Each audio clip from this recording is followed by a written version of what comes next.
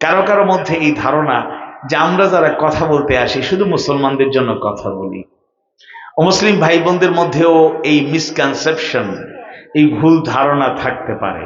কিন্তু আমরা যারা কথা বলি কোরআন থেকে, হাদিস সুন্নাহ থেকে, কোরআন সুন্নাহ হাদিস ইসলামের সৌন্দর্য এটাই শিক্ষা দেয়।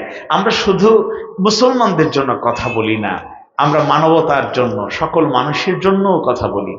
আমি দৃঢ়ভাবে বিশ্বাস করি আমার এই কথাগুলো যারা শুনছেন অমুসলিম ভাই বোনেরও যদি সুযোগ থাকে তারা শুনতে পারেন, ইনশাল্লাহ তাদের জন্য কিছু মেসেজ, তাদের জন্য কিছু কথা আমার কথা থেকে হয়তো বের হতে পারে। কারণ আমি আমার ব্যক্তিগত কোনো কথা বলতে আসিনি, আমি মাহবুদের কালাম থেকে।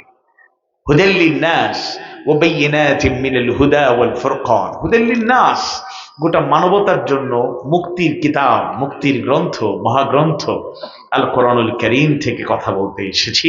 তো আল্লাহ তাআলা আমাদেরকে আজকের এই মাহফিলে বসার, কথা বলার, শোনার সুযোগ দিয়েছেন, এতে আমরা খুশি না বেজার? আওয়াজ বাড়ি বলে খুশি না বেজার? আমরা আল্লাহ তাআলার শুকরিয়া আদায় করতে চাই যিনি সুযোগটুকু করে দিয়েছেন। আমরা শুকরিয়া আদায় করছি, পড়ছি আলহামদুলিল্লাহ। রব্বানা লাকাল হামদ হামদান কাসীরান তাইয়িবান মুবারাকান ফীহ। আল্লাহ তাআলা আমাদের সবাইকে তার দ্বীনের জন্য কবুল করে নিন, বলুন আমিন।